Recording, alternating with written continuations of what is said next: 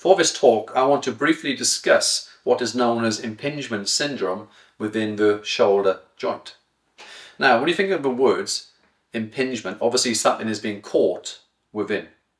Now, if I relate it to the shoulder, so this is actually a human cadaver, okay, so it's actually bones that were donated to me, which has been very much appreciated for my teachings. So if I place the humerus directly onto the actual space in here called the glenoid fossa, and then if we were to look, so this is the bicipital groove here, okay, this is the greater tubercle where the supraspinatus attaches, and then this is a lesser tubercle where the subscapularis attaches. And more often than not, it is the greater tubercle area or just above it that tends to get caught, and it gets caught underneath the acromion process here. This is the acromion, and then this is the acromion process. And more often than not, these tend to be typically flat. They can be slightly curved or slightly hooked, and thousands of people will have what we call subacromial decompression. So if I place these together again, okay, the space tends to be between 8 and 12 millimeters, depending on what book you read, etc. But if we said 1 centimeter, which is 10 mils, okay, so almost like a finger to be placed underneath that.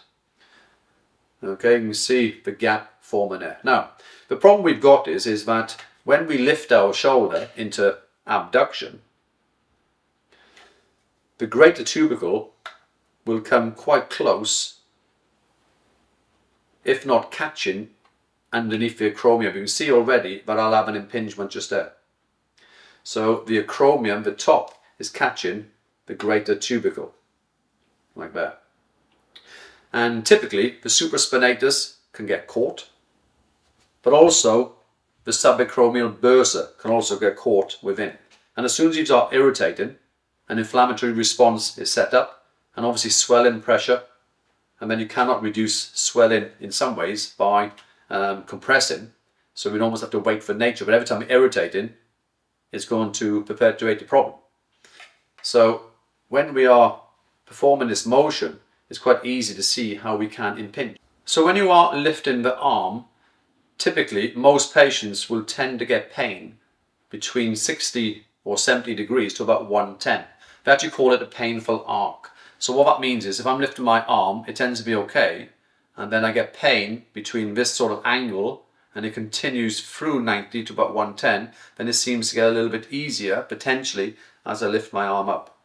And the reason why it gets a little bit easier, the thought process is that because this bump, if you like, this tubercle is catching across the acromion here, as you lift the arm, because we typically will turn our arm away, which is called external rotation, we almost move that bump.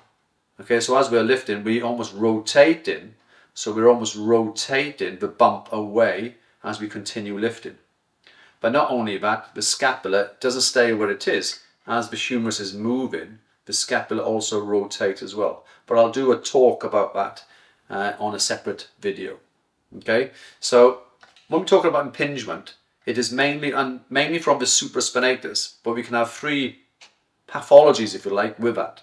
One of them is a supraspinatus tendinitis, which could be covered under a tendinopathy. We've also got a calcification, okay, which is known as a calcific tendinitis or calcific tendinopathy of the supra. And we can also have a tear. All of them will cause an inflammatory response, and then most of them then will give you a painful arc. Okay, so this talk is about impingement within the subacromial space and the structures that could get caught within. I hope you enjoyed the talk, and thank you for watching.